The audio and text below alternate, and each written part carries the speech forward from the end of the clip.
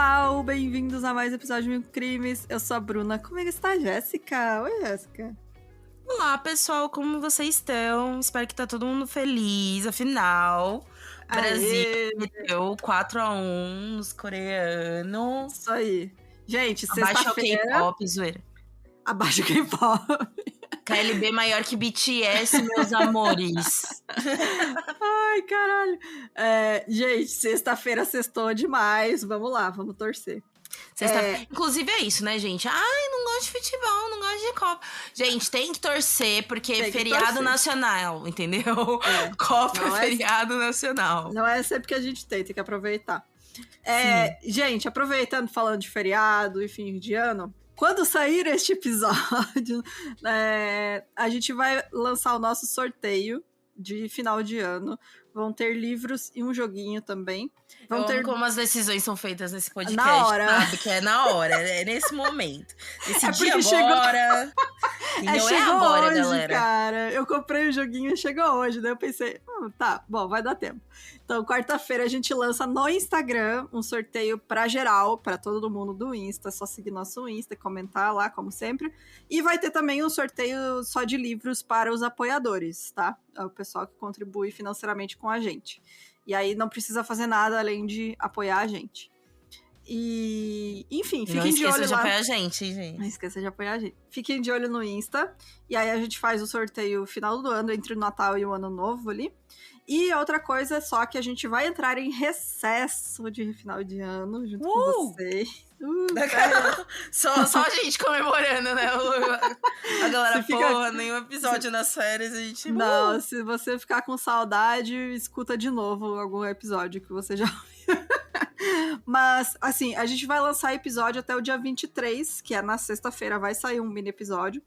E aí nós vamos voltar a lançar episódio no dia 11. Voltamos a gravar no dia 9, então, para quem é nosso apoiador, para acompanhar as gravações. Então, nós vamos ficar aí 2 semanas completas de fora, de férias. E aproveitem aí também as férias. Aproveita, enfim, daquela... né? Que mais? Que eu tava pensando em maneiras de vocês aproveitarem sem ser os outros podcasts. Que vai que vocês largam, gente. Vai que vocês são monogâmicos cash. Não, ninguém é. Eu sei porque eu também não sou. Eu escuto também não vários. sou nem um pouco monogâmica cash. Ai, todo mundo relacionamento aberto com todos os podcasts. Um grande surubão de podcast. Um grande surubão. Mas é isso, então a gente vai ter ainda, além desse, mais 2 episódios regulares e 3 minis, né, contando com o dessa semana. Então vocês ainda têm bastante coisa pra ouvir, se quiser deixar acumular aí pra ouvir nas férias. E bora lá então para o episódio de hoje. Bora, galera!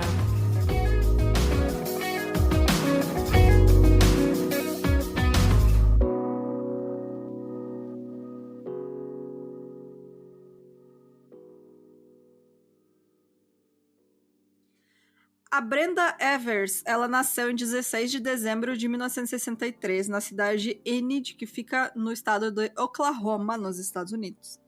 E a família Evers era de classe média, eles eram cristãos devotos que participavam das atividades da igreja e gostavam muito de fazer almoços em família. Era tipo a família padrão americana, assim.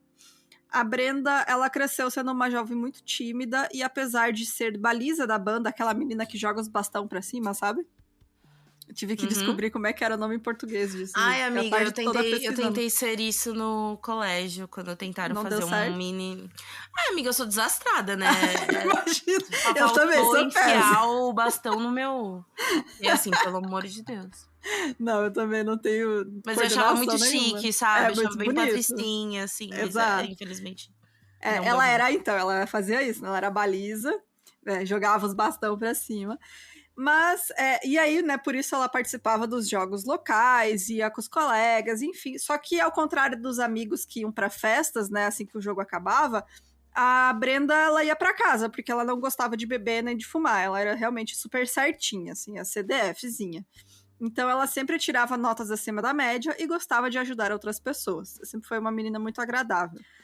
Ela conheceu o Rob Andrew quando estava no último ano do ensino médio e ele recente tinha começado a faculdade. Eles tinham 1 ano só de diferença de idade. Então, eles se conheceram por conta do irmão mais novo do Rob, na verdade. Eu escrevi errado aqui. palmas pra mim, escreveu errado o roteiro. Eles se conheceram na piscina da cidade, né? Piscina pública lá, e aí o Rob ficou de olho, porque ela era bonitinha e tal, e falou, você aí, por irmão, né?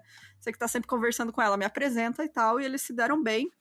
O famigerado faz a ponte. Faz a ponte aí, o maninho. E deu super certo e eles começaram a namorar. E aí, depois de terminar o ensino médio, a Brenda se matriculou na faculdade em Winfield, Kansas. Mas um ano depois, ela se transferiu para Stillwater para ficar mais perto do Rob. E eles acabaram se casando em 2 de junho de 84 e foram morar em Oklahoma City, até que o Rob aceitou um emprego no Texas, para onde eles se mudaram. Ele trabalhava com publicidade e ela trabalhava com coisa contábil, assim, trabalhou em banco, como contadora, enfim. Depois de alguns anos, Rob queria voltar para Oklahoma, mas Brenda estava feliz com a vida no Texas.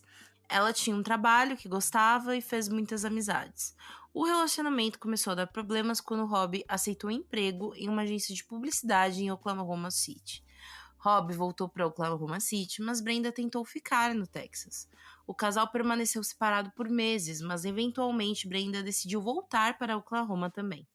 Em 23 de dezembro de 1990, nascia a primeira filha do casal, chamada Tristy, mas depois disso, Brenda largou o emprego para se dedicar exclusivamente à criação de sua filha. 4 anos depois, eles tiveram mais um filho chamado Parker. Brenda permanecia como dona de casa e também era professora de escola dominical da igreja que frequentavam. E foi uma decisão dela, assim, depois de ter a primeira filha, né, ela falou, não, eu quero me dedicar somente a isso. E aí ela largou o emprego e o Rob ganhava muito bem, assim, ele ganhava muito dinheiro. Então ele conseguia manter a família ali no padrão de vida que eles levavam. E aí, tanto a Brenda quanto o Rob, eles eram considerados por quem conheciam eles como pessoas boas, gentis e que se importam com os outros. A Brenda até foi considerada por sua família como a cola que os manteve unidos após a morte do seu pai. E ela tinha um cuidado especial com o irmão dela, que tinha deficiência intelectual. E um vizinho descreveu a Brenda como aquela pessoa que cozinhava para os vizinhos doentes e caminhava com o vizinho com Alzheimer para que ele pudesse sair de casa.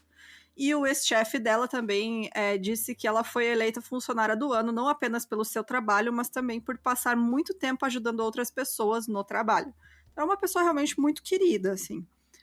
Ou seja, tipo, quase um padrão de família perfeita, né? Exato, Mas a gente vai ver, como sempre, que é só, né? Na superfície.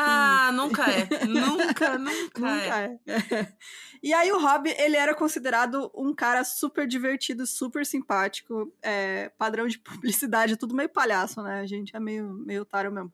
E aí, ele fazia umas coisas bestas, assim, tipo, teve um dia que ele levou raspadinha pra todo mundo no escritório, porque ele queria declarar que aquele dia era o dia da raspadinha. Sabe a raspadinha de comer? Ah, tá. O gelinho. Era de raspadinha de... Não de prêmio. É o gelinho, aquele que você bota o xarope e come o gelinho com saborzinho. Mas ele era um cara bacanão. Ele era sério, um cara bacana, exato. Ele que decidiu dar o nome da filha de Tricity, e aí a desculpa dele era de que quando ela crescesse, se ela fosse adulta e quisesse concorrer a um cargo público, ela já ia ter um slogan, que ia ser Electricity. Mano... que é a Eleja Tricity. Ai, mano, sério. Sensacional, Electricity. Enfim, né? Ele também era diácono da igreja, né? Que ele frequentava. E já tinha feito trabalho missionário na América do Sul. Então, assim, eles tinham mais ou menos os mesmos valores, né? Em relação à religião e ao modo de vida. Então, eles, assim... Tecnicamente se deram muito bem no início ali do casamento também. Eles tinham alguns desentendimentos, mas eles acabavam dando certo, assim. Que é normal, né? Desentendimento. Exato. Relacionamentos, né, gente?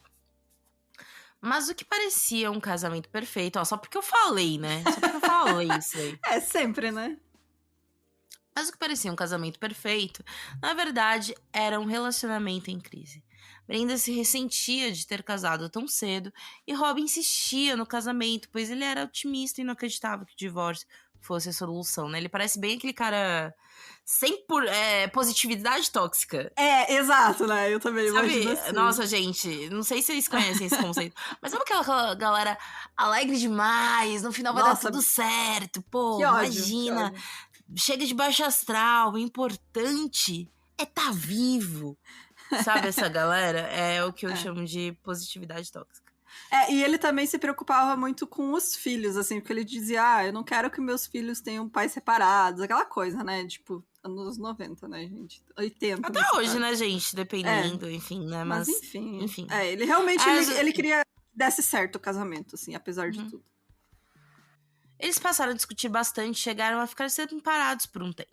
Brenda, cada vez mais convencida de que havia desperdiçado sua vida por não ter saído e namorado quando era jovem, estava em plena crise de meia-idade, né? Aquele momento que você fala, gente, será que eu aproveitei mesmo minha vida? Principalmente ela, né? Sendo dona de casa, né? Uhum. É uma dinâmica de que muitas se sentem prisioneiras, né? Dessa dinâmica familiar, enfim. Ainda mais esse histórico dela, o familiar, né? De uma família bastante conservadora. Não assim, não que eles proibiam ela de fazer alguma coisa, mas ela foi criada assim, né? De tipo, cuidado, não vai sair por aí bebendo, namorando, enfim. E aí ela realmente chegou na meia-idade ali, perto dos 40 anos, e falou, poxa, queria ter feito tanta coisa e não fiz. Só que aí, né, minha amiga, você separa, você não faz o que você fez. Mas você se separa, né? Mas enfim. Que é o certo, né? Enfim. Brenda, que sempre foi tímida e conservadora, trocou seus usuais trajes modestos por um visual mais provocante, geralmente justo, curto e revelador. E começou a ter uma série de casos fora do casamento. Em 97, ela teve um caso com o marido de uma amiga, ou seja, além de tudo, foi talarica, que havia sido sua colega de trabalho. Em 99, ela teve mais um caso com outro homem casado que trabalhava em um mercado que ela frequentava. Esse caso durou cerca de 2 anos, né? Eu acho muito bizarro quem tem casos muito longos, assim. Eu até entendo, não me julguem, mas eu até entendo quem deu uma traída, sabe? Sim. Aconteceu, foi, entendeu? Aconteceu. Agora, quem mantém, sei lá, um relacionamento de anos, traindo outra pessoa... eu acho de uma frieza, saca? E os dois eram casados, né? Tanto ela quanto o cara. Exatamente. Tem que ser fio, tem que ser pensar o que cada passo que você dá, enfim, né? Bizarro. Poxa, separa então, né? Se é pra ter essas vidas de solteiro aí, poxa, sabe? E aí, tanto que o cara mesmo fala depois, assim, que ela chegou um dia e falou, não tá mais divertido isso aí, vamos terminar. E aí eles continuaram amigos, assim. Tanto que o cara fazia um serviço na casa dela e tal, porque ele falava trabalhava com o marido, com construção civil. Aí que ele aceitaria uma não monogamia aí, sabe? Eu acho difícil, eu né, acho bem difícil, né? Anos 90 ainda. Mas enfim, né? É isso. E aí, o último amante que a Brenda arrumou foi o James Pavati, que também frequentava a mesma igreja que ela e também era professor da escola dominical.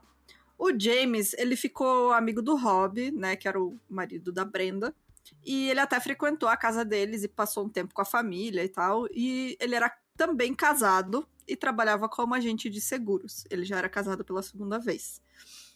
E aí, na metade dos anos 2001, a Brenda e o James começaram a ter um caso, e eles não faziam muita questão de esconder, assim, as pessoas, sabe, começaram a perceber, olha, eles estão passando o intervalo juntos. Antes eles não passavam. Olha, eles saíram aqui da aula da igreja e estão indo juntos em algum lugar, sabe? Tipo, meio estranho, enfim. Aquele lance meio, eu acho que, tipo... Nunca fui pega, então peguei confiança, sabe? Eu acho que ela também não se importava, porque ela já considerava o casamento dela arruinado, assim. Ela já não queria nada com o James. Eu acho que ela só estava casada com ele ainda porque ele insistia, né, no casamento. Tanto que ela deixava... Casada com o James, não. Casada com o Rob. Desculpa, gente. Eu li errado. Tanto que, assim, ela começou a brigar bastante com o Rob. Ela foi bem abusiva, assim, verbalmente com ele, sabe? Ela deixava mensagens instigando ele na secretária eletrônica. Ela dizia para as amigas o quanto odiava o marido dela. As amigas ficavam, sabe? Como assim você fala isso da pessoa que você tá casada, sabe? É Uhum. bizarro. Você tá compartilhando uma vida com alguém que você odeia, sabe? Exato. E aí, quando o caso dela e do James se tornou explícito demais, os organizadores da igreja ordenaram que eles se retirassem das atividades de professores da escola dominical, porque já estava muito na cara, as pessoas estavam ficando desconfortáveis. Então, assim, para chegar nesse ponto, sabe? Fora o desrespeito, né, com a pessoa que você tá, né? Se tá todo mundo sabendo, sabe? E os dois casados, né? De novo. Uhum. Bem complicado.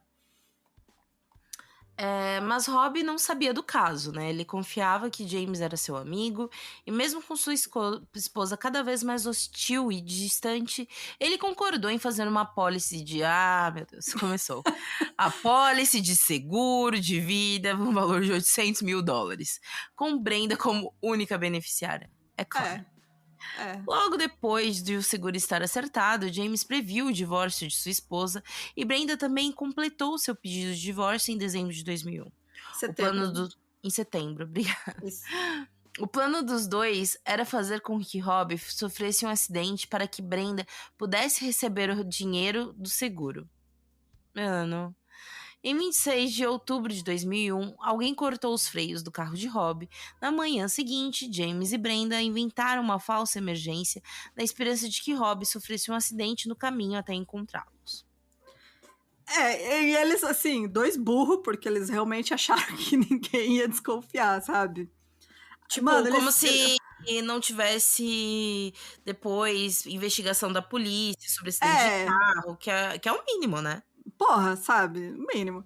Mas assim, de acordo com a Jenna Larson, que era a filha mais velha do James, o pai dela convenceu ela a ligar para o Rob de um telefone não rastreável e alegar que Brenda estava em um hospital em Norman, Oklahoma, e precisava dele imediatamente. Então, um homem desconhecido também ligou para o Rob naquela manhã com a mesma notícia. Mas o plano falhou. Porque o Rob descobriu, né, o freio cortado antes de receber esses telefonemas, né, falando sobre a emergência da Brenda. Então, antes de sair com o carro, de ele receber esses telefonemas, ele foi sair com o carro e ele percebeu que estava com o freio cortado, tinha alguma coisa errada. E aí ele chegou aí para a polícia e falou que suspeitava que a sua esposa e o James, porque agora, né, ele sabia, estavam tentando matar ele para ter o dinheiro do seguro. Então, assim, já tava na cara, né? Se o cara foi na polícia e falou, já tava na cara que ia acontecer. Então, os dois realmente não eram as pessoas mais espertas da cidade. Após o acidente com seu carro, Rob decidiu remover Brenda de sua apólice de seguro de vida e fazer de seu irmão mais novo o beneficiário. James descobriu antes dele fazer isso e disse a Rob que a apólice não poderia ser alterada porque Brenda era a proprietária. Mais tarde foi descoberto que Brenda e James tentaram transferir a propriedade da apólice de seguro para Brenda sem o conhecimento de Rob, falsificando sua assinatura e datando-a de março de 2001, ou seja, né? Só tentativas erradas. Era mentira. Ele podia alterar, o cara que não quis. Não confiando nas palavras de James, Rob ligou para o supervisor de James, que lhe garantiu que era o dono da apólice. Rob confidenciou ao supervisor que achava que James e sua esposa estavam tentando matá-lo. Quando James descobriu que Rob havia falado com seu chefe, ele ficou furioso, avisando a Rob para não tentar fazer com que ele fosse demitido do seu emprego. Brenda e James perceberam que estavam ficando sem tempo, e se quisessem seguir com planos de conseguir dinheiro, teriam que tomar medidas drásticas. É uma dúvida, mas nessa que ele liga pro chefe do James, o cara não fala, ó, tem como você trocar? Então, pelo que eu vi, ele conseguiu trocar para botar os filhos. Mas eu não sei se, assim, algumas fontes dizem que ele conseguiu trocar, outras de que não, que ele não trocou. Entendi. Sei lá, sabe? De qualquer maneira, a Brenda achou que ia ganhar muito dinheiro e continuou com o plano. Claro. Então, né? E, enfim, né? Em 20 de novembro de 2001, o Rob foi buscar os filhos, porque aí eles já estavam separados. Inclusive, ela tocou ele de casa, tipo, trocou as fechaduras, tudo, e só falou, não volta mais. E aí eles conseguiram entrar em acordo, pelo menos, para ele conseguir ver os filhos, né? E aí ele foi buscar os filhos pro dia de ação de graças, né, para passar o final de semana com ele. E, de acordo com a Brenda, ela encontrou o Rob na garagem, porque ele estacionou na frente da casa, né? E ela tava com a garagem aberta. Daí ela falou assim: você pode entrar aqui e me ajudar? Porque apagou a chama piloto da fornalha. Que lá eles usam, né, como aquecimento central da casa, aquelas fornalhas. Vem aqui acender pra mim. Que perigo, né, mano? Então. Pessoal, eles falam mal do nosso chuveirinho elétrico, uma porra. Nossa, mano. Mas, né? Pelo menos você não mata a casa inteira, pô. Mata só uma pessoa eletrocutada. Exato. Enfim, né? Ela falou: vem aqui e me ajuda a acender a chama piloto de volta.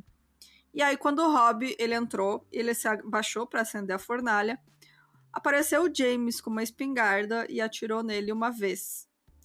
E aí ele entregou a espingarda calibre 16 para Brenda e ela deu o segundo tiro e o Rob foi assassinado, então, aos 39 anos na garagem da casa que ele morava antes de ter se separado.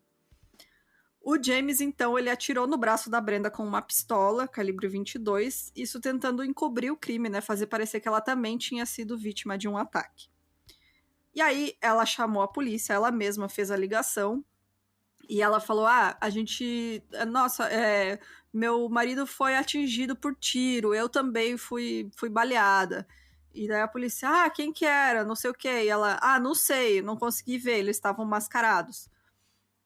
E aí a polícia chegou, e já é muito estranho, né? Tipo, um cara de meia idade que trabalha numa agência de publicidade, chegou 2 manos mascarados e atiraram nele, mataram. Por quê? Sem levar nada, sem levar carteira, sem levar porra nenhuma, sabe? A polícia já fica de olho, né? Tipo, é óbvio que eles já chegaram lá sabendo o que tinha acontecido. E aí a polícia chegou, a Brenda disse que 2 homens armados e mascarados, vestidos de preto, atacaram o Rob na garagem e atiraram nele, e depois atiraram no braço dela enquanto ela fugiu. E aí ela foi levada em um hospital e foi tratada do que foi descrito pelos médicos como um ferimento superficial. A bala, tipo, só raspou no braço dela. O que aí também já fica aquela suspeita, né? Por que o marido dela toma 2 tiros de espingarda fatais e ela toma só um tirinho no braço que, tipo, é só um raspão, sabe? Uhum. Bem estranha toda essa história, né? Os 2 filhos do casal foram encontrados em quarto assistindo televisão com volume alto. Eles não tinham ideia do que havia acontecido.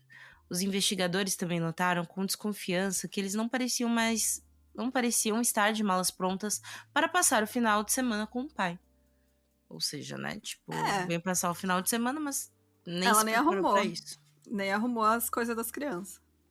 Os investigadores foram informados de que Rob possuía uma espingarda calibre 16, mas que Brenda se recusou a deixar ele pegá-la quando ele saiu de casa. Eles revistaram a casa, mas não encontraram a espingarda. Em busca na casa dos vizinhos, revelou que alguém havia entrado no sótão por uma abertura no armário do quarto.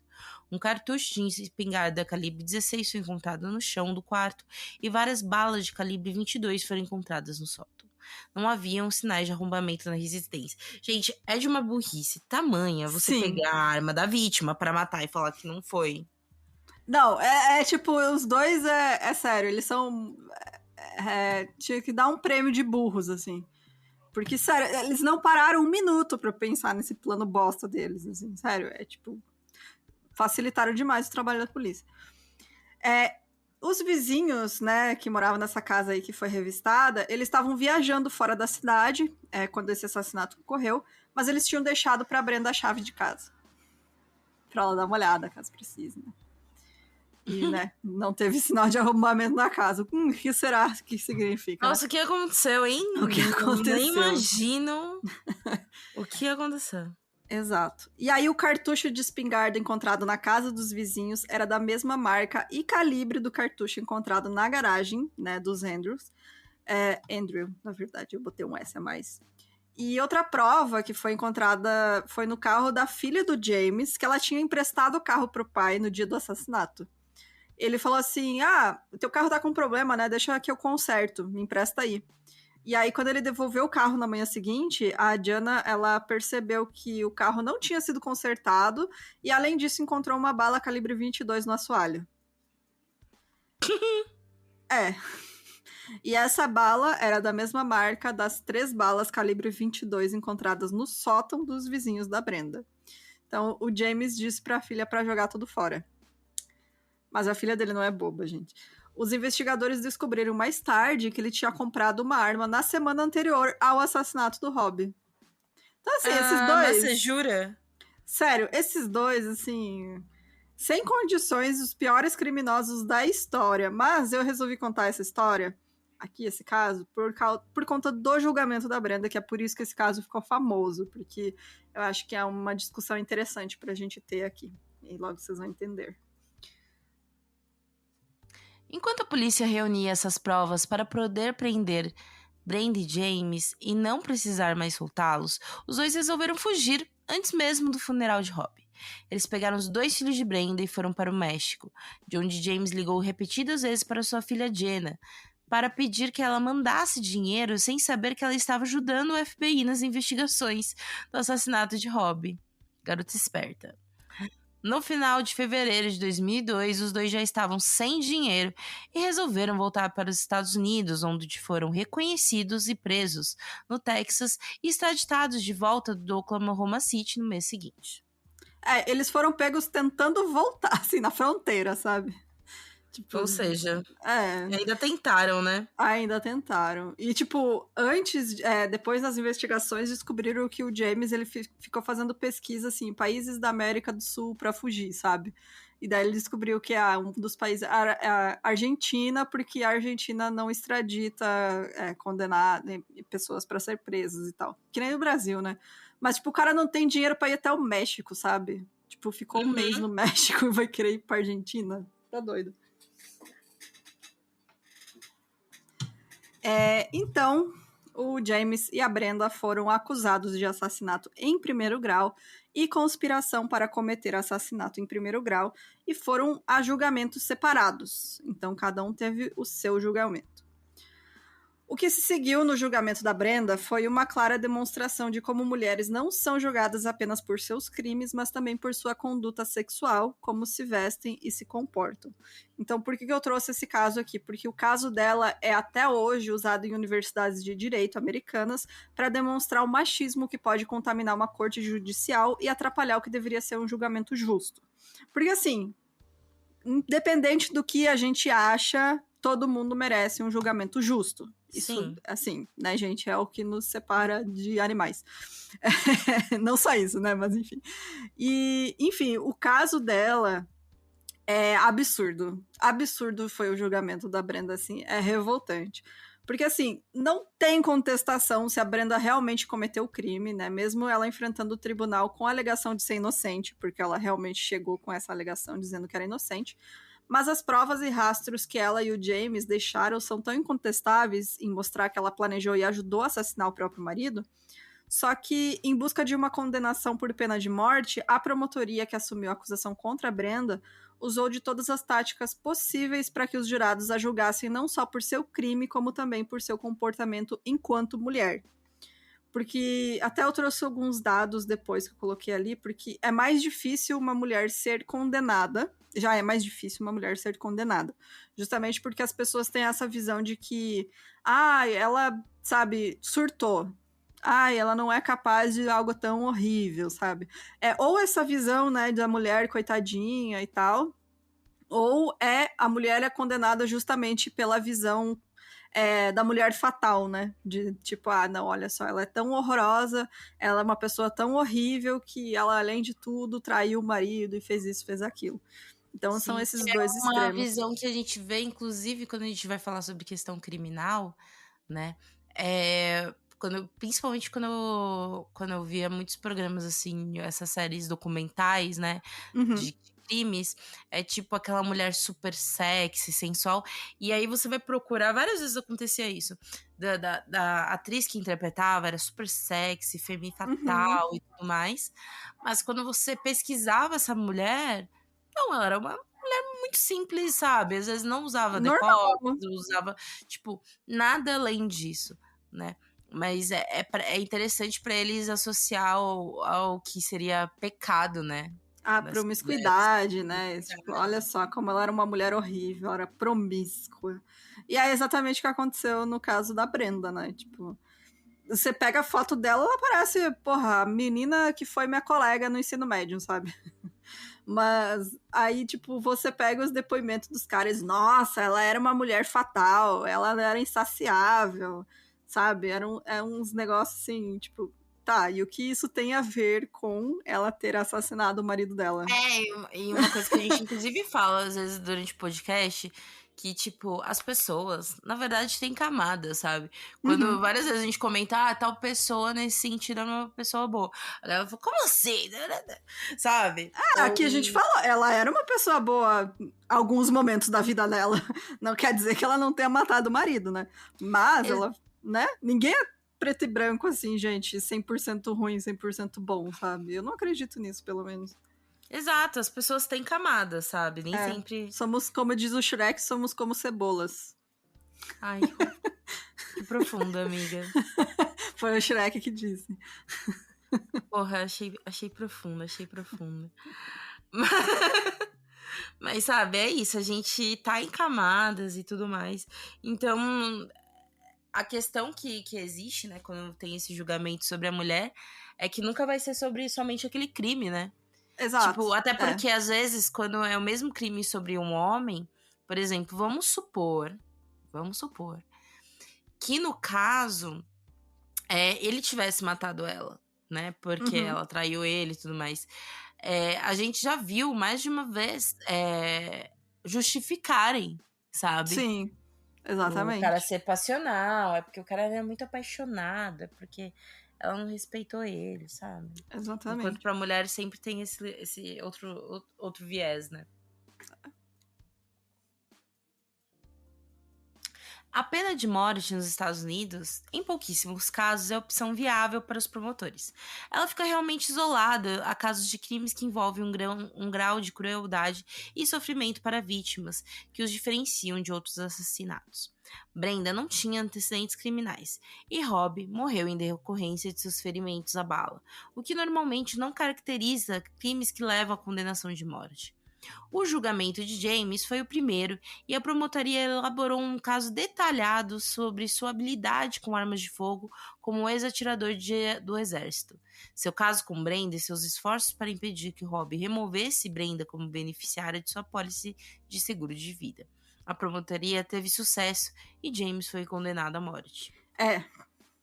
Mas, assim, enquanto o julgamento do James apresentava apenas fatos sobre o crime e, né, sobre no máximo a sua relação com a Brenda, apresentando os fatos que retratavam claramente os motivos, meios e execução do crime, o julgamento da Brenda, assim, foi uma confusão recheada de detalhes sórdidos e revelações chocantes. A promotoria chamou como testemunha os outros homens que tinham tido casos com a Brenda e focou muito na narrativa em como ela seria uma mulher promíscua que vestia roupas provocantes que contrastavam com seu passado como uma mulher mais submissa e conservadora. Então, assim, o que tem de relevante... Até tem um artigo que eu usei como fonte, eu vou deixar lá no nosso Discord, que é muito bom, que é de um site que chama The Appeal. E eles colocam trechos da conversa, né, do promotor com essas testemunhas. E aí o promotor, ele dá a desculpa de tipo, não, isso aí é pra gente ver como, enfim, era o relacionamento dela com o marido. Só que todas as perguntas que o promotor faz é do relacionamento dela com o cara, sabe? Como é que você conheceu ela? Quem que deu em cima primeiro? Foi ela que pagou o motel? Foi ela que fez não sei o quê, sabe? É tipo, todas as perguntas dele giram em torno da vida sexual da Brenda, que não tem relevância nenhuma pro caso, sabe? É tipo, é só pra manchar a figura dela, né? Tipo, beleza, né? Ela é uma mulher horrorosa por gostar de sexo e trair o marido. E aí, os promotores... E traição, né, galera? Pode ser desvio de, sei lá, de N coisas, mas não é crime. Exatamente. Ela tem que ser julgada pelo crime que ela cometeu, que foi assassinar o marido, sabe? Esse é o crime dela, não é ter traído ele e ter, enfim, né, transado contra os caras. E aí os promotores apresentaram testemunhas do sexo masculino, que testemunharam que Brenda era uma, entre aspas, prostituta louca por sexo, que faria de tudo para satisfazer os seus desejos. Essa evidência incluía a opinião de um homem de que a Brenda já usou um vestido justo, curto e que mostrava muito decote. Tipo, essa era as desculpas, sabe? Incluía também a opinião de outro homem que ela usava roupas sexy e provocativas. E tinha muitos outros detalhes sobre os lugares e as épocas em que ela se envolveu em flertes com outros homens, bem como depoimentos sobre seus casos, incluindo relacionamentos que tinham terminado mais de 17 anos antes do crime. O que isso é relevante pro caso, sabe? Um caso que ela teve 17 anos antes. Sim. E aí tinha até o testemunho de um... o testemunho que o crime tá lá, sabe? O grande problema é que, por exemplo, se você pega, por exemplo, um crime que não existe provas, Sim. Né?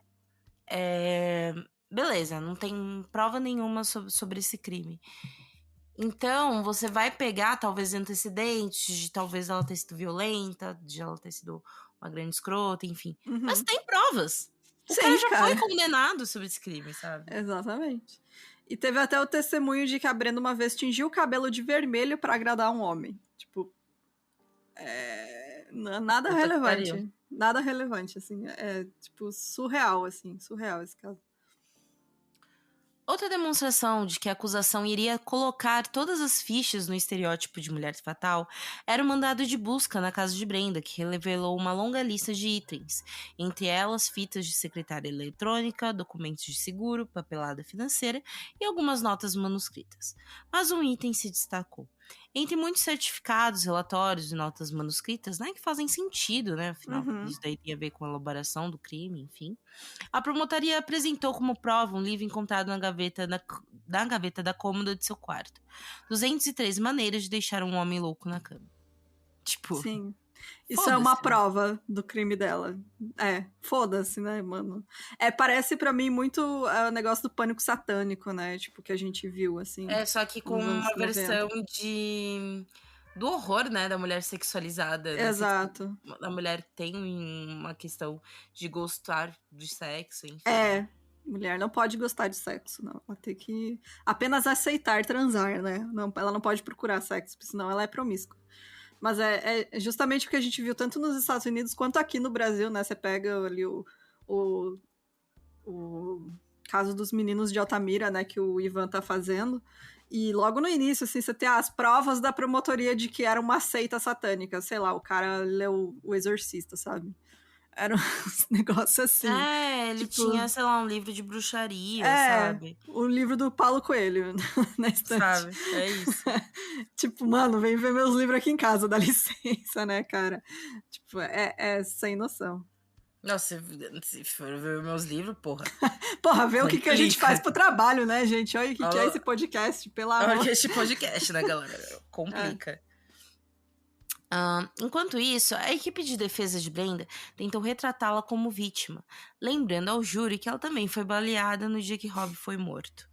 Ou seja, né, a defesa cagou de tal maneira... Mano, é uma defesa muito burra, sabe? Tipo, beleza que eles têm que... Né, eles têm que aceitar o que ela quer fazer, né? Ela quer se declarar como inocente e até o fim. Mas, sabe, tu é advogado, tu tem que chegar pro teu cliente e falar, olha... o que você fez aqui não foi um trabalho bom, foi um trabalho péssimo. Olha tudo de prova que você deixou, sabe?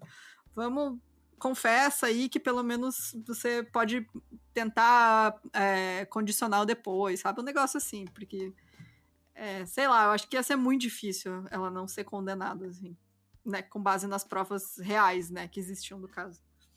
Uhum. Mas especialistas forenses alegaram que seus ferimentos foram auto-infligidos. As evidências na cena também indicaram que ela havia disparado o segundo tiro de espingarda fatal que matou Rob. A defesa, então, apresentou uma carta de que Brenda alegou que James escreveu para sua filha, assumindo a responsabilidade exclusiva pelo crime. No entanto, especialistas em caligrafia disseram que era provavelmente uma farsa.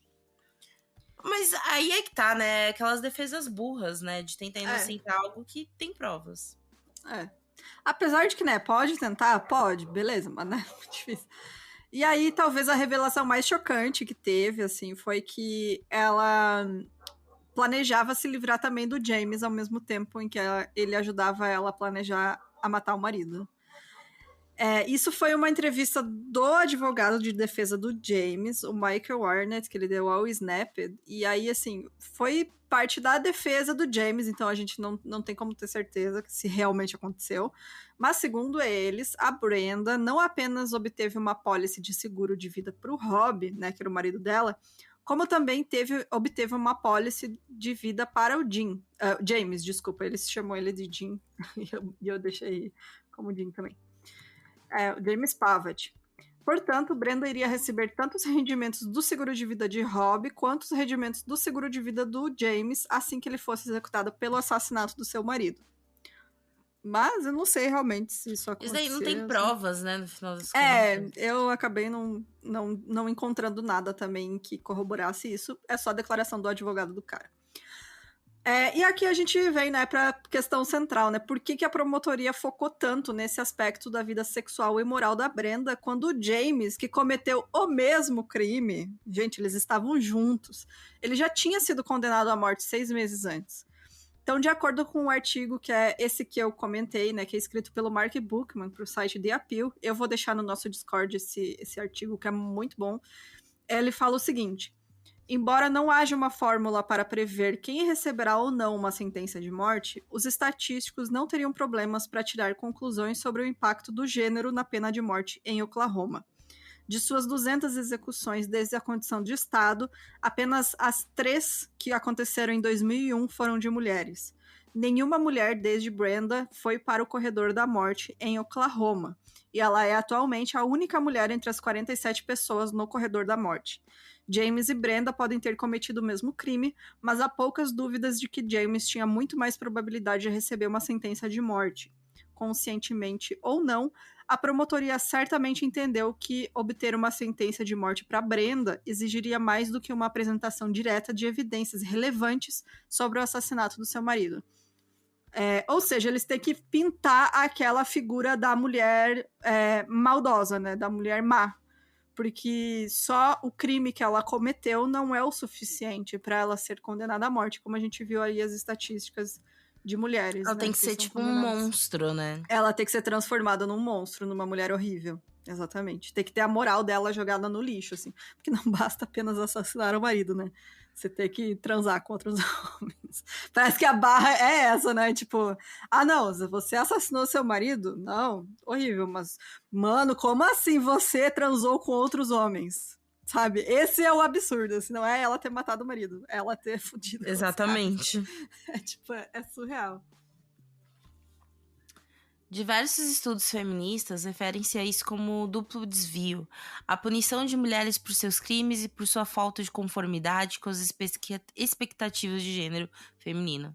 Quando as mulheres são retratadas como violentas, masculinas ou vitimizadoras de crianças, é provável que elas sejam consideradas mulheres más e condenadas pela criminalidade. Talvez o desvio mais comum do comportamento feminino estereotipado seja a promiscuidade, e a promotoria tinha provas mais que suficientes para isso. Mas apenas os testemunhos de seus ex-amantes não eram suficientes. A promotoria também apelou para provas físicas da suposta promiscuidade de Brenda.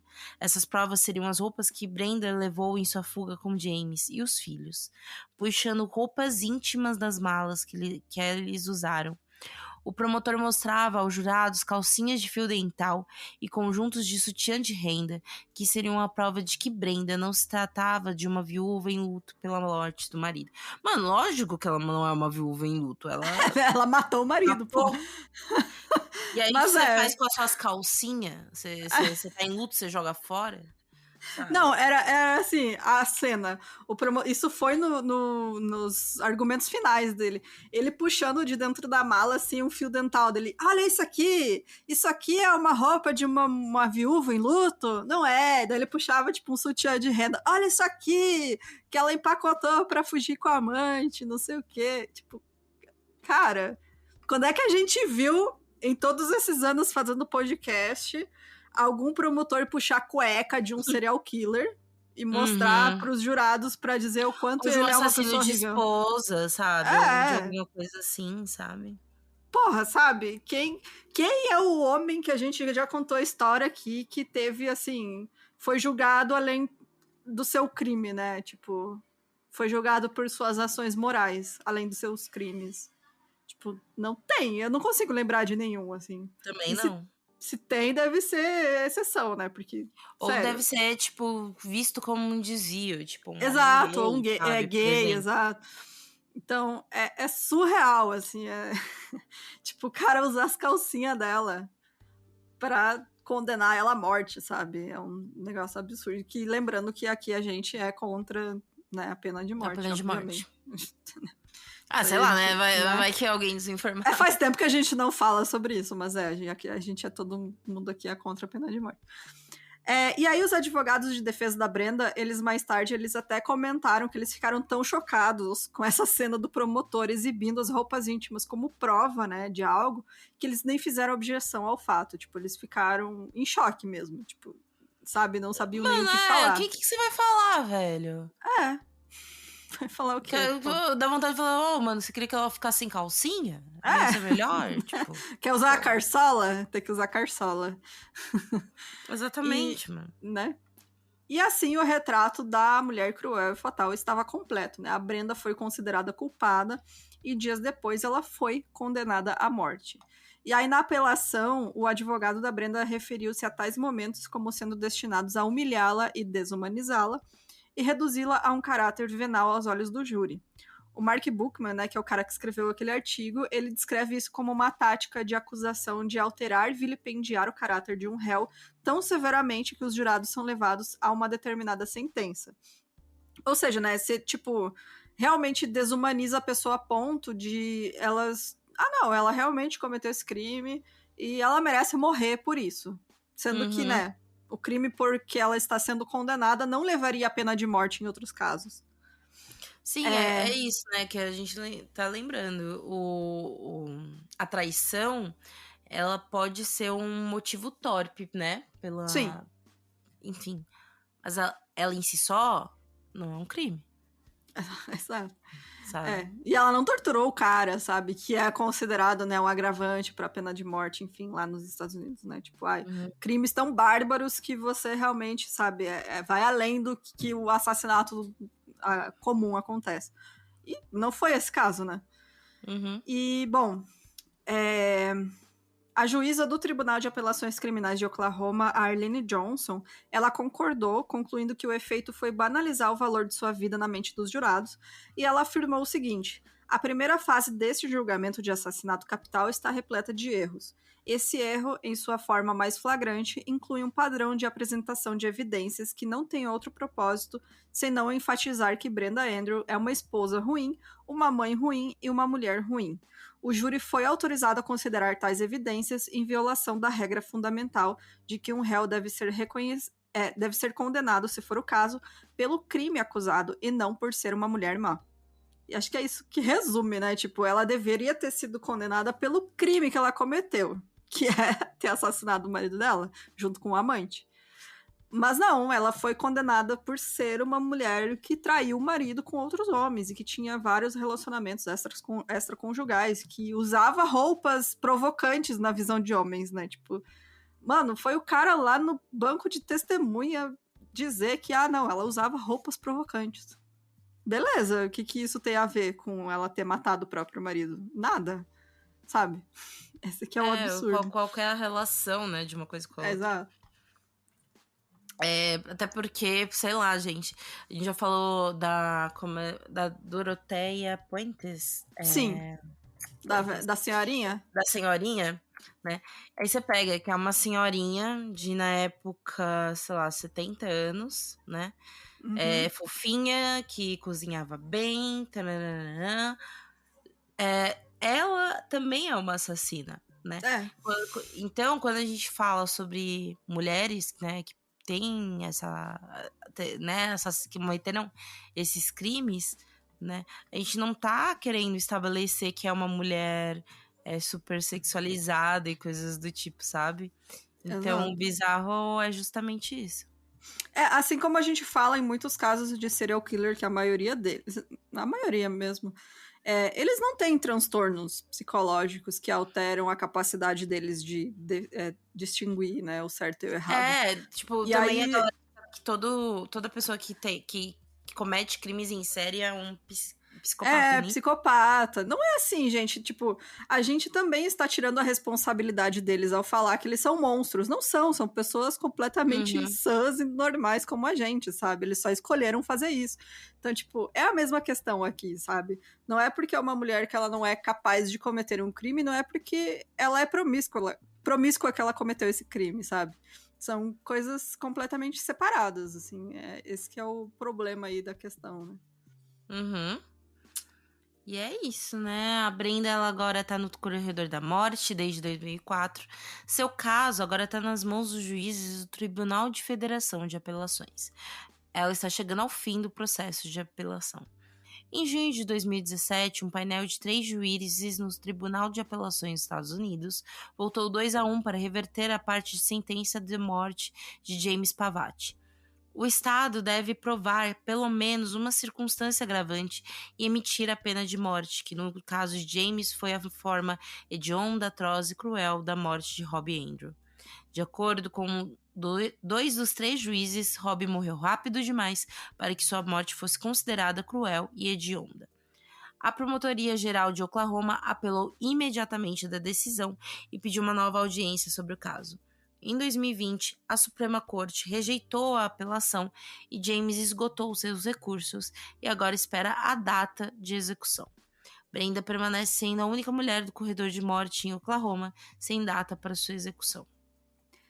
E assim, sem data mesmo, porque pelo que eu andei lendo, acho que foi em 2020 ou 2019, e teve um preso que estava, né, no corredor da morte, e aí no dia da execução dele, que era por injeção letal, fizeram um erro. E o cara passou, tipo, 40 minutos agonizando, assim, né, que foi horrível. Teve que a governadora da época ligar e mandar suspender o negócio, sabe? Tipo, porque realmente foi absurdo. Ele acabou morrendo mesmo assim, né, na própria mesa lá de execução, por conta de... teve um ataque do coração, né, enfim, por conta das drogas que ele recebe. Mas assim, foi aquele negócio horroroso, sabe? Que foi mal feito, que o cara ficou sofrendo horas lá. E aí, por conta disso, eles meio que botaram em espera todas as execuções do Estado. E eles estavam até tentando fazer, assim, achar novos jeitos de matar os presos, sabe? Que não fosse injeção letal. Estavam tentando pesquisar, voltar com um esquadrão da morte, assim, tipo, de atirar, sabe? Só que não decidiram nada. E, pelo jeito, eles voltaram esse ano agora a execução por injeção letal, né? Mas aí... com mais supervisão e etc. Mas que, enfim, né, a gente já disse aqui nossa opinião sobre isso. E aí, então, eles aguardam.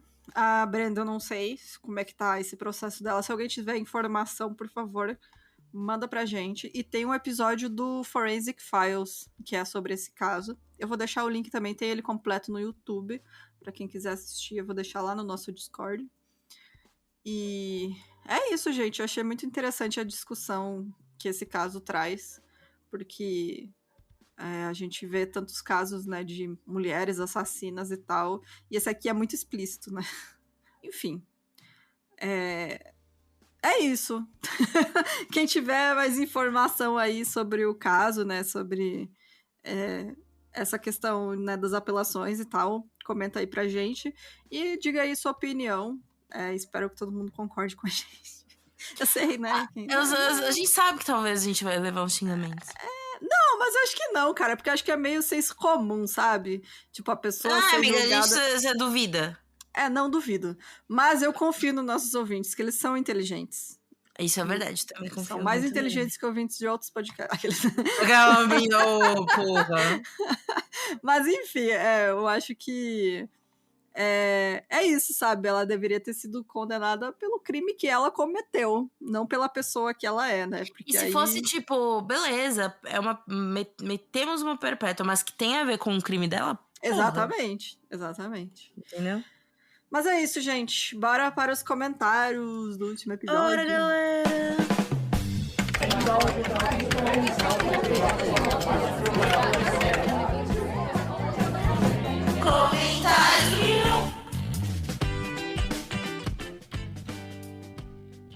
Eu quero começar lendo um e-mail, em vez de comentários, porque a gente recebeu um e-mail muito fofo. E aí eu vou ler. amo e-mails fofos. Amo, amo, amo. Foi da Fernanda Saito. E aí, eu gostei que o nome do e-mail é Mais Babies 1001 Creamers. E aí, bom, eu vou ler inteiro porque eu achei fofo, mas é um pouquinho longo. Aí, enfim. Meninas, nunca na vida pensei que pararia para escrever um e-mail para vocês. Sempre quero, converso com vocês em pensamento, sinto que são minhas brothers, mas nunca sobra tempo. Vocês falaram nesse episódio do Marcel Petiot que vocês já têm 2 babies do 1001, mas pode incluir mais 2. Olha aí, gente, a família me crescendo. Gente, vocês me acompanharam no pós-parto sozinha no hospital. Já ouvia vocês há muito tempo, já ficaram comigo várias noites enquanto eu fazia minha filha dormir. Mas literalmente eu remaratonei vocês no hospital.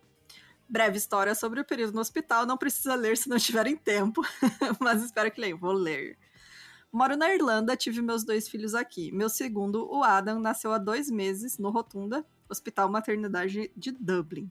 Lá, o quarto é compartilhado com outras mães, separados por baias de tecido. Não pode ter acompanhante após as 9 da noite, ou seja, você fica totalmente sozinha, dolorida, cansada e com um baby ao lado da cama. Nossa, Bom, que triste. Né? Eu achei também bem, né? Tipo, isolado. Assim. Desumanizado. Parte desumanizada. Parte desumanizada. Bom, após o Adam nascer e meu marido ir embora, eu estava me sentindo sozinha. Não tinham deixado minha mãe e nem minha filha me visitarem e resolvi remaratonar o 1001. Como acompanho semanalmente, não dá para ouvir mais de um. Mas eu queria ouvir alguma coisa que me fizesse sentir como se eu tivesse companhia. Pessoas alegres e tal, que dava uma choradeira.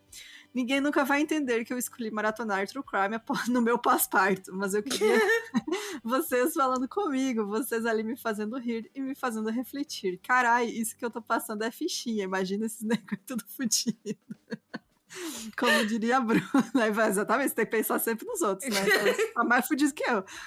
Entendo total a Fabi, faço terapia e nunca falei pra minha terapeuta sobre o meu vício em True Crime. Ela é toda, atraímos o que pensamos, vamos consumir positividade, falar coisas boas e blá. Ela não iria entender.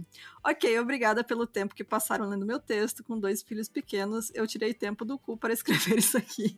E desculpa se parecer confuso. Fabi, um dia ainda irei mandar uma historinha de medinho muito boa que aconteceu comigo no Halloween em Dublin, mas essa eu preciso de tempo. Sou fã. Amo vocês, acabei de assinar, desculpa não ter feito isso antes, parabéns e torço muito por vocês, um beijo no coração. Ai, gente, Ai, eu que falei amor. que os nossos ouvintes são os melhores. Fernanda, Sim. sério, ai, obrigada pelo e-mail, a gente ama receber essas coisas. Ai, eu tô quase chorando, gente, estou emotiva. Ai, muito fofa, eu amei esse e-mail. Sim, é muito legal, tipo, principalmente quando a gente... Eu percebi isso muito mais quando teve encontrinho e tudo mais. Porque é realmente, tipo, um sentido de que, tipo, a gente é íntima de vocês, de que tá na vida de vocês. A gente também se sente pertinho de vocês, gente. Exatamente, não acha que é a gente sente igual, sabe? É bem isso. Mas é isso. Quer ler algum comentário? Sim, vamos ler o da Jedi Like My Brother Before Me. Da Jade, que ela falou que ela tá atrasada nos episódios porque ela deixou juntar. Normal, eu também faço isso às vezes. Mas tava ouvindo a Jéssica falar do Ronald Biggs e eu acho essa história fascinante. Queria que ela citasse também que ele é pai dos integrantes do Balão Mágico, o Mike. Meu Deus, eu acho que o cara fugiu para outro país e, em vez de ficar na moita, põe o filho na banda com visibilidade nacional. Tacou foda-se pra rainha. E é isso, eu daqui a pouco vou acabar escrevendo sobre essa história. Tem que ser, vai ser o Marcelo VIP 2.0, isso aí, tô vendo. Mano, é bem isso, assim, eu lembro que eu vi essa história uma vez, e aí, sei lá, meu pai contou essa história, e meu tio contou essa história, e aí eu achava muito surreal pra ser real, e aí eu vi uma reportagem no Fantástico, sabe, falando sobre ele, porque ele tava voltando pra Inglaterra, enfim. Então... Que doideira esse caso. Eu não conheço, eu não vou atrás porque eu quero ficar surpresa. Eu vou escrever. Eu quero surpresa, vou ficar igual a vocês, surpresa. Eu vou ler o da Nívia. A Nívia escreveu em parcela. Ela foi escutando e comentando. Eu adorei. Aí ela escreveu assim. Gente, desculpa ficar comentando enquanto ouço, mas tô em 1/3 do episódio e o cara já fez propaganda enganosa, viciou pacientes propositalmente, foi condenado por roubo de energia, roubou um bumbo, uma cruz de pedra, foi parar no hospício e virou prefeito. Mais intensa que essa história é só a do Ned Kelly agarrando o policial pelas balas. Ah, eu amo o episódio do Ned Kelly, gente, escutem, é muito bom. A história do Ned Kelly é tipo, assim, o supra-sumo. E aí o outro comentário dela. A propaganda. O Dr. Petiot trata, mas não explora seus pacientes. Corta para, ele iniciou um esquema para ganhar mais dinheiro, prescrevendo narcóticos viciantes. Que história louca, o mais bizarro é que o cara era comprovadamente insano e conseguiu autorização para praticar medicina. Retiro o que eu disse, eu tô em 2/3 e esse cara com certeza tem um lugar especial no inferno. Realmente, cara, era uma montanha-russa esse último episódio que a gente fez. Muita coisa, né, cara? O cara é tipo... bingou, né, o Código Penal da França. Todos os crimes que ele podia cometer, ele cometeu. Basicamente isso. É, tipo... Deixa eu ver agora. Da Marina, tem o da Marina. Tem o da Marina aqui. A outra mina, outra ponto mina. Falando que ela mal começou a ouvir e já vim dizer que tá indignatíssima pelo preconceito linguístico do povo, pela liberdade do povo com dicção ruim e pouco conhecimento de conversa. Aqui nós fala como nós quer, é isso. Daquela fan hater. Não entendo. Exatamente, cara, não tem, né? Mano. Mas obrigada, sério. Obrigada. Porque assim... Já teve gente que mandou mensagem pra gente corrigindo coisa de português. Gente, pelo amor de Deus, sabe? A gente não tá aqui pra dar aula de português, não. Deixa, sabe? É uma conversa. E assim, se a galera fica indignada com a dicção da gente pós-edição. Mano, vocês têm que ver os erros aqui que rolam nos Eu gravando meus amores. A gente dá umas pedaladas, que é surreal, realmente. A gente leva a sério, só que é muita coisa pra falar, gente, pelo amor de Deus. É que, assim, a cabeça pensa mais rápido que a boca.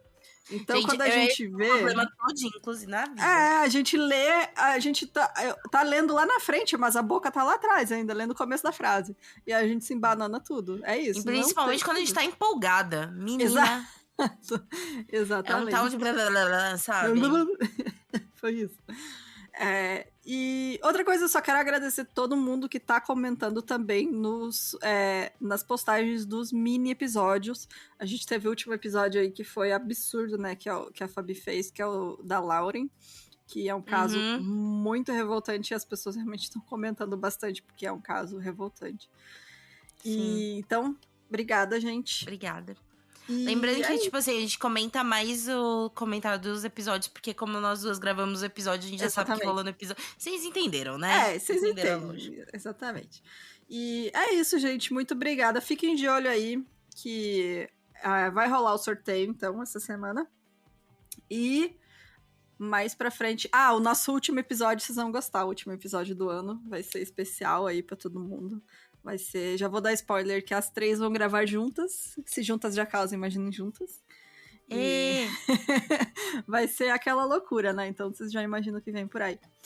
Então, se você tiver qualquer sugestão de caso, historinha de medinho, história de creepypasta que você acha bacana, que a gente ainda não leu, história que você escreveu de creepypasta, eu adoro receber contos das pessoas. Manda pra gente no e-mail mincrimes@gmail.com. E apoie a gente. A gente ainda precisa do seu apoio, gente, sério. Lá no site milcrimes.com.br você vai ter o botãozinho de apoio, que aí você pode escolher o valor e a forma que você vai nos apoiar. E é isso, gente. Tem mais algum recado? Mais nenhum recado. Vamos torcer aí pro Brasil, por favor. Pelo amor de Deus, entendeu? Torçam pro Brasil, gente. Bora lá, é nóis. Vamos torcer pelo Brasil. Tristeza, a gente quer um feriado. A gente quer um feriado, pelo amor de Deus, sabe? Eu quero feriado. Eu quero. A gente quer desculpa pra beber. Entendeu? Exatamente. O brasileiro precisa de desculpa pra tomar sua cervejinha. Ou sua coquinha pra quem não toma. Ou seu suco. Enfim, sua bebida, entendeu? Então é isso. Sua bebidinha pra ser feliz. Então é Beijos. Isso, até semana que vem. Boa sorte pro Brasil. Beijo.